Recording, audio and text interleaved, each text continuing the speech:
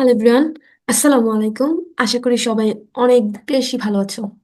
আচ্ছা ধরো, এটা একটা বল, অথবা এটা একটা ব্যাগ, অথবা এটা একটা কলম। তুমি কি এই জিনিসগুলোর প্রত্যেকটা নিয়ে ইংরেজিতে 10টা বাক্য বলতে পারবা? ওকে, না পারলে সমস্যা নেই, এই ভিডিও শেষ হলে তুমি পারবে।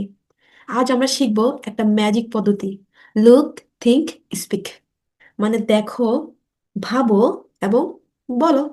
ওকে, এবার তোমার আশেপাশে তাকাও। যে যে জিনিস দেখতে পাচ্ছ তার মধ্যে যেগুলো তুমি হাতের কাছে নিতে পারবে সেগুলো হাতে নিয়ে নাও, কেমন? অথবা আশেপাশে নিয়ে নাও। আর যেগুলো নিতে পারবে না সেগুলোর দিকে তাকিয়ে প্র্যাকটিস করবা, ওকে? ভিডিও চলাকালীন আমি যেখানে যেভাবে প্র্যাকটিস করতে বলবো ঠিক সেভাবেই প্র্যাকটিস করবে। যখন পজ করতে বলবো ওই জায়গায় ভিডিও থামিয়ে প্র্যাকটিস করবে, তারপর আবার চালু করবে। আর হ্যাঁ, ভিডিওটা শেষ পর্যন্ত দেখবে, কারণ শেষে আমি তোমাদের একটা 2 মিনিটের চ্যালেঞ্জ দিব। চলো শুরু করি। Ready? Are you ready? Let's speak English. First, let's talk about the name. Name অর্থ কি? নাম। এই স্লাইডে আমরা শুধু নাম বলবো, শুধু একটা সহজ বাক্য, দিস ইজ আ। আমি আগে বলেছি যে এটা এটা একটা সহজ বাক্য, দিস ইজ আ। আমি আগে বলবো, তোমরা আমার পরে বলবে, ওকে? দিস ইজ আ বুক। এখন তোমরা বলো। আবার, দিস ইজ আ পেন। আবার তোমরা বলো। Next, this is a pencil.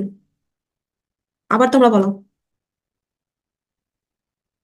ওকে, এবার তুমি আশেপাশে যে জিনিসগুলো নিছো ভিডিও পজ করো এবং ওইগুলোর দিকে তাকিয়ে তাকিয়ে ওইগুলোর নামগুলো ইংরেজিতে বলবা। আর তার আগে কি বলবা? দিস ইজ আ। যেমন তুমি যদি বই সামনে নাও তাহলে বলবা দিস ইজ আ বুক। তুমি যদি একটা কলম সামনে হাতে নাও তাহলে বলতে পারো দিস ইজ আ পেন। তুমি যদি একটা পেন্সিল হাতে নাও বলতে পারো দিস ইজ আ পেন্সিল, ওকে? তোমার মাথার উপরে ফ্যান আছে নাকি? তুমি তাকিয়ে বলতে পারো দিস ইজ আ ফ্যান। তুমি চেয়ারে বসে আছো, চেয়ারের দিকে তাকিয়ে বলতে পারো দিস ইজ আ চেয়ার, ওকে? তুমি এখন মোবাইল দিয়ে ভিডিওটা দেখতেছো, ওকে? তুমি মোবাইলের দিকে তাকিয়ে বলতে পারো this is a mobile phone, okay? আচ্ছা, সো ভিডিও পজ করো, এক একটা জিনিস নিয়ে 5বার করে বলো, ভুল হলেও থামবা না।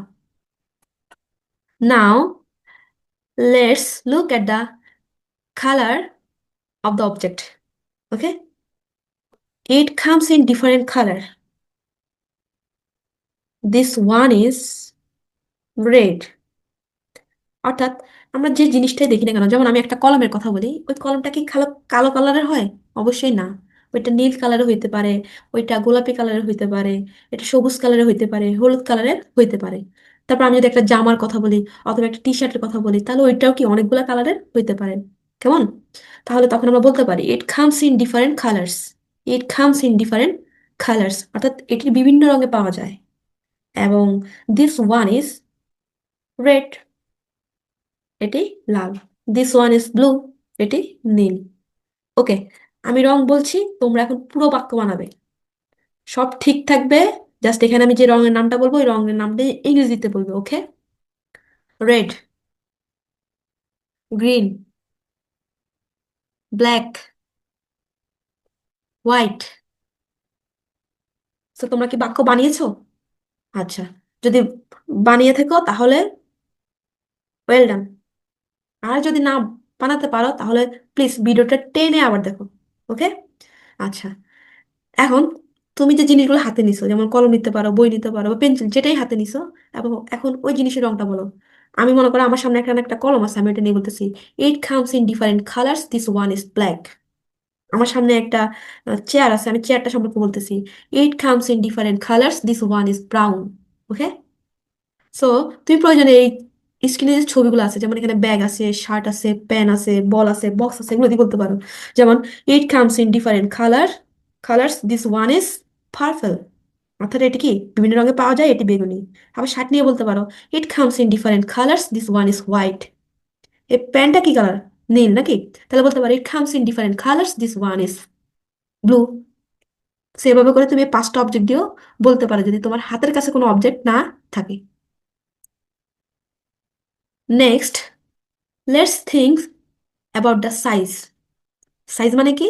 আকার। সাইজ মানে কি? আকার। ওকে। সো আমরা বলতে পারি যে আমার হাতের কলমটা কি? ছোট। চেয়ারটা কি? বড়। মাথার উপর যে ফ্যানটা আছে এটা কেমন? মিডিয়াম। তাহলে বড় হলে কি বলবো? বিগ। ছোট হলে কি বলবো? স্মল। মাঝারি হলে কি বলবো? মিডিয়াম। তাহলে জাস্ট এই ওয়ার্ডটা, বড় হলে বিগ এই ওয়ার্ডটা এখানে বসাবো, ছোট হলে স্মল এই ওয়ার্ডটা এখানে বসাবো, যদি ওই জিনিসটা মাঝারি বা মিডিয়াম হয় তখন এই ওয়ার্ডটা এখানে বসাবো। কিভাবে বলবো? It is big in size, it is small in size, it is medium in size. Okay. আচ্ছা। তো এভাবে করে, যেমন আমি আমার বইটা নিয়ে বলতেছি, it is medium in size. আমি আমার মোবাইল নিয়ে বলতেছি, it is small in size. Okay. এছাড়া যদি লম্বা হয় তুমি বলতে পারো it is long in size, যদি খাটো হয় তুমি বলতে পারো it is short in size. এখন আমি যদি এই ব্যাগটা নিয়ে বলি নাকি, এই ব্যাগটা নিয়ে বলি তাহলে কি বলতে পারি? ব্যাগটা অবশ্যই কি হয়? মিডিয়াম বা মাঝারি সাইজের হয় নাকি? তাহলে বলতে পারি it is medium in size. শার্টটার কথা বলতে পারি, শার্ট তো এক একজনের গায়ে এক এক সাইজের হয়, তাই না? মনে করো এটা আমার গায়ের শার্ট, হ্যাঁ, তাহলে আমি বলতে পারি it is big in size. এরপর কলমটা এটা ছোট, এটা বলতে পারি it is small in size. Ball ছোট আছে বড় আছে, আমি মনে করি যেটা বড়, হুম, তাহলে ইট ইজ বিগ ইন সাইজ। এরপরে আমরা যে কোনো জিনিস যদি কি করি হাতে নিই তাহলে বুঝতে পারে বা দেখি বুঝতে পারে যে এটা কি বেশি ওজন, মানে এটা কি ভারী নাকি এটা হালকা, এটা কি ভারী নাকি হালকা। যেমন আমি যদি কলম হাতে নিই এটা কি একদম হালকা, তাহলে হালকা হলে আমরা বলতে পারি it is light to carry, যে এটি হালকা বহন করার জন্য। এখন আমি যদি একটা চেয়ার নিই, যেমন আমি যদি একটা কাঠের চেয়ার নিই তাহলে এটা কি ওজন না ভারী বেশি, তাহলে বলতে পারি it is heavy to carry, it is heavy to carry, এটি বহন করার জন্য ভারী। তো এভাবে ব্যাগ কি ভারী না হালকা? অবশ্যই এটা ভারী হয় যখন আমি বই খাতা সব নিয়ে নিই নাকি, তখন আমরা বলতে পারি it is heavy to carry. একটা শার্ট এটা গায়ে পরে, আমরা গায়ে কি করি? পরি নাকি, পরিধান করি। সো এটা অবশ্যই কি হয়? হালকা হয়। ভারী হলে তো আমরা পরে এটা হাঁটতে পারতাম না নাকি। সো আমরা বলতে পারি it is light to carry. একটা কলম, এটা অবশ্যই হালকা হয়, বলতে পারি it is light to carry. তাহলে এখানে দুইটা সেন্টেন্স আমরা কি করবো? প্র্যাকটিস করবো। প্রথমে কিভাবে করবো? স্লো বলবো। It is big in size. আবার বলবো it is small in size. আবার বলবো it is medium in size. আবার বলবো it is heavy to carry, it is light to carry. Okay. এবার একটু নর্মাল স্পিডে বলবো, it is a big in size, it is small in size, it is medium in size, it is heavy to carry, it is light to carry. Okay. এবার কি করবো? একটু দ্রুত বলার চেষ্টা করবো, একদম দ্রুত। It is big in size, it is small in size, it is medium in size. It is heavy to carry, it is light to carry. ওকে। তাহলে এখানে তিনটা ধাপ আমরা ফলো করবো, স্লো, নর্মাল এবং ফাস্ট। ওকে, এবার ভিডিও পজ করো এবং তুমি করো। So next slide is observe the shape carefully. এখন আমার আশেপাশে আমি যে জিনিসগুলো নিছি ওইগুলো কোনোটা গোলাকার, কোনোটা লম্বাকৃতি, কোনোটা ডিম্বাকৃতি, কোনোটা বৃত্তাকার, কোনোটা দেখতে ত্রিভুজের মতো নাকি, কোনোটা দেখতে বাঁকা, কোনোটা দেখতে সরু, এরকম না? আচ্ছা। যেমন আমি যদি স্ক্রিনের কলমটার দিকে তাকাই তাহলে কলমটা কেমন? লম্বা। কলমটা কেমন? লম্বা। তাহলে বলতে পারে ইট is long in shape. Shape মানে আকৃতি, এটি লম্বা আকৃতির, এটি লম্বা আকৃতির। তারপরে বলটা দেখেন, বলটা সে কেমন? গোল। তাহলে বলতে পারে it is round in shape. Okay. So round, square, rectangular বদলে বদলে বলো।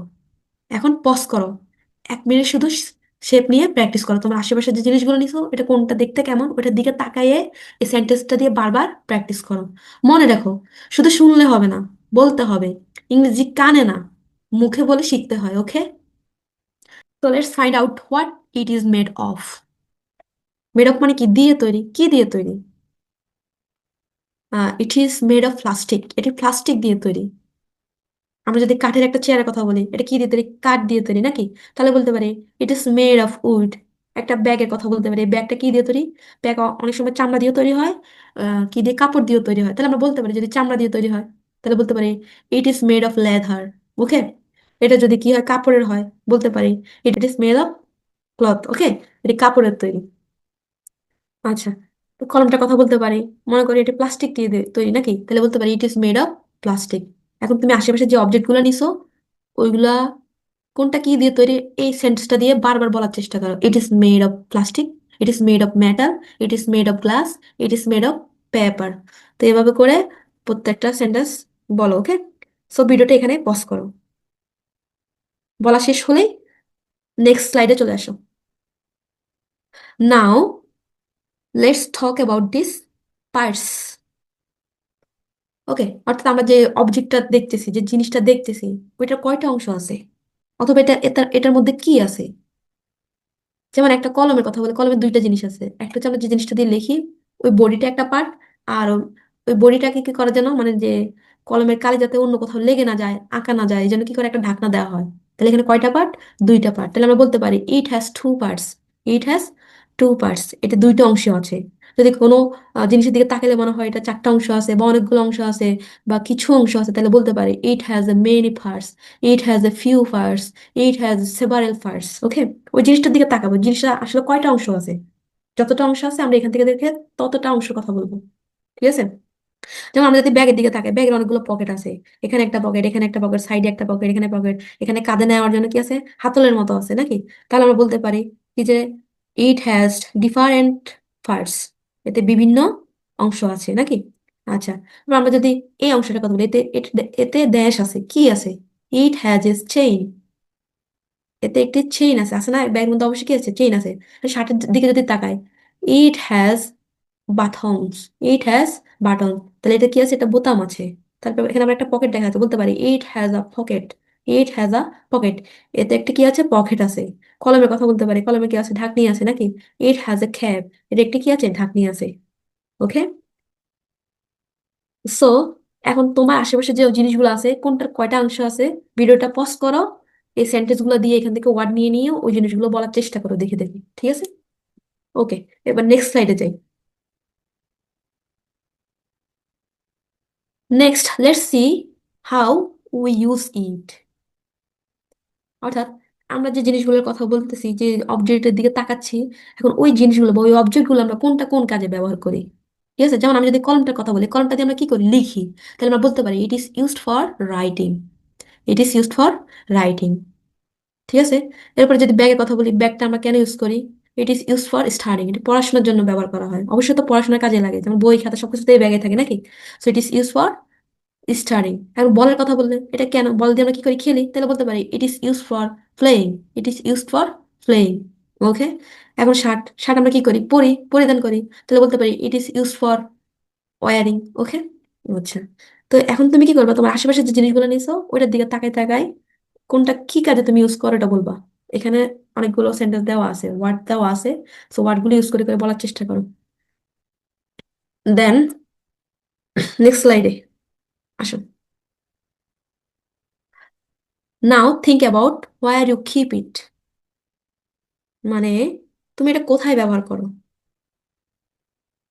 প্লেস মানে কি? স্থান। এটা তুমি কোথায় ব্যবহার করো, কোন জায়গায় বসে ব্যবহার করো, কোথায় থেকে ব্যবহার করো, তুমি এটা কোথায় রাখো। তাহলে আমি যদি কলমের কথা বলি, we use it at home.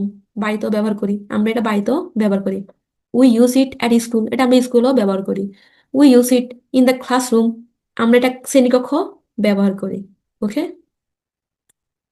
তারপর আমরা যদি বলের কথা বলি, উই ইউজ ইট আউটডোরস, এটা আমরা বাইরে ব্যবহার করি।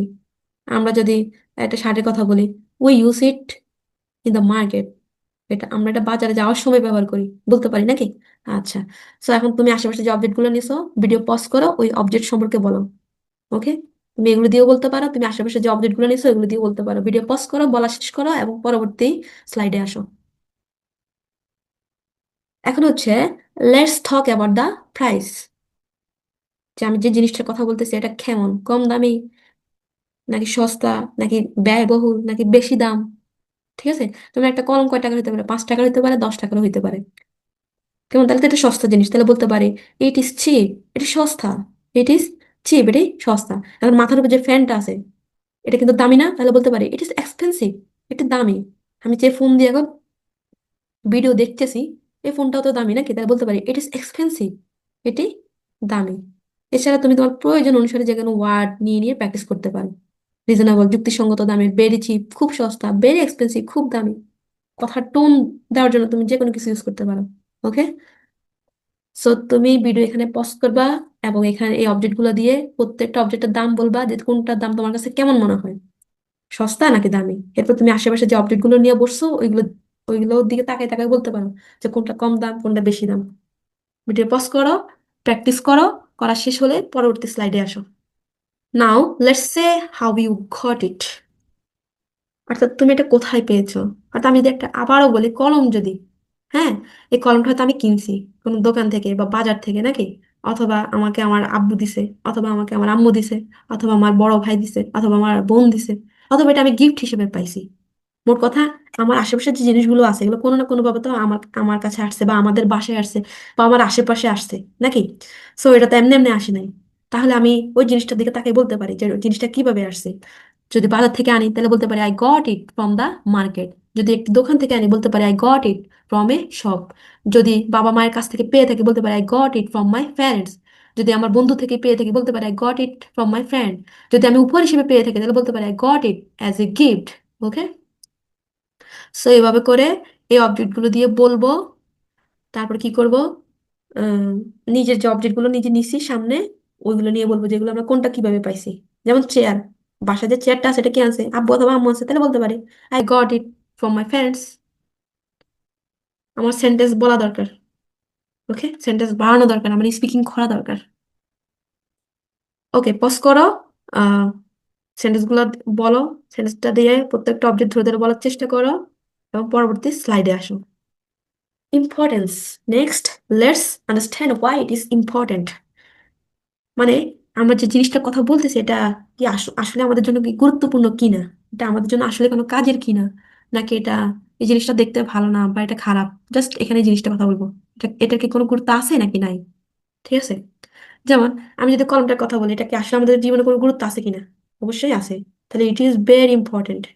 আমি বলতে পারি এটা আমাদের জীবনে খুবই গুরুত্ব ও খুবই উপকারী, তাহলে বলতে পারি ইট ইজ ভেরি ইউজফুল। তো বলতে পারি এটা কলমটা প্রয়োজনীয়, তাহলে বলতে পারি ইট ইজ নেসেসারি। বলতে পারি কলমটা সহায়ক, তাহলে ইট ইজ হেল্পফুল। বলতে পারি কলমটা মূল্যবান, ইট ইজ ভ্যালুয়েবল। ব্যাগের কথা বলতে পারি it is good for children, এটা শিশুদের জন্য ভালো। আবার বলতে পারি শার্টের কথা বলতে পারি it is important for daily life, দৈনন্দিন জীবনের জন্য গুরুত্বপূর্ণ, এটা আমাদের দৈনন্দিন জীবনের জন্য কি গুরুত্বপূর্ণ। তাহলে এভাবে প্রত্যেকটা অবজেক্ট নিয়ে এই সেন্টেন্সগুলো দিয়ে বলার চেষ্টা করব। আর হচ্ছে নিজের সামনে যে অবজেক্টগুলো আছে ওইগুলো নিয়েও বলবো। সো ভিডিও এখানে পজ করব। বলা শেষ হলে যখন দেখবো যে এই সেন্টেন্সটা দিয়ে আমি ফ্লুয়েন্টলি বলতে পারতেছি তখন আমি নেক্সট স্লাইডে চলে আসবো। সো নেক্সট স্লাইডের নাম হচ্ছে opinion. Finally let's share our opinion about it. অর্থাৎ এখন আমি যে কিছুক্ষণ আগে বললাম এটা গুরুত্বপূর্ণ, এই জিনিসটা এমন শেপ এমন আকৃতি এমন, এখন তোমার কি মনে হয় বা আমি কি মনে করি এটা দিয়ে, যেটা আদৌ আমার জন্য ভালো কিনা। তাহলে বলতে পারি I think it is very good. হ্যাঁ, আমি মনে করি এটি খুব ভালো। আমি যদি ব্যাগের কথা বলি, I think it is very fantastic, আমি মনে করি এটি দারুণ। হ্যাঁ। আমি যদি বলের কথা বলি, I think it is very amazing, আমি মনে করি এটি অসাধারণ নাকি। তো এভাবে করে আই থিঙ্ক ইট ইজ, আমি মনে করি এটি, এটি দিয়ে ওয়ার্ডগুলো ইউজ করে প্রত্যেকটা অবজেক্ট ধরে ধরে বলার চেষ্টা করব। তারপর কি করব, আমাদের সামনে যে অবজেক্টগুলো নিছি বা আমরা দেখতেছি ওই অবজেক্টগুলোর দিকে তাকাই তাকাই বলার চেষ্টা করব। করার পর কি করব, যদি এই সেন্টেন্সটা দিয়ে আমরা ফ্লুয়েন্টলি যে কোনো অবজেক্ট দেখলে কি মনে করি এটা বলতে পারি, তাহলে আমরা কি করব, নেক্সট স্লাইডে চলে আসবো। সো আমরা এতক্ষণ যা বলছি সব একসাথে বলবো। প্রত্যেকটা সেন্টেন্স এবার একটা অবজেক্ট নিব, ওই অবজেক্টের উপর প্রত্যেকটা সেন্টেন্স একসাথে অ্যাপ্লাই করব। ঠিক আছে। সো আমি এখানে একটা নিচ্ছি কি বুক, মানে বই। বুক মানে বই। সো এখন আমি পুরোটা বলবো। This is a book, it is a red in colour, it is small in size, it is rectangular in shape, it has many face, just it is used for reading, I keep it in my bag, it costs 100 টাকা, I got it from the market, it is very useful. So আমি যদি এখানে একটা মনে করি এখানে আমি রাখছি একটা কলম, তাহলে কলম দিকে তাকে আমি বলতেছি this is a fan, it is A blue in colour, it is small in size, it is long in shape, it has to parts, it is use for writing, I keep it in my house, it cost 5 টাকা, I got it from the market, it is very useful, I think it is very important for us.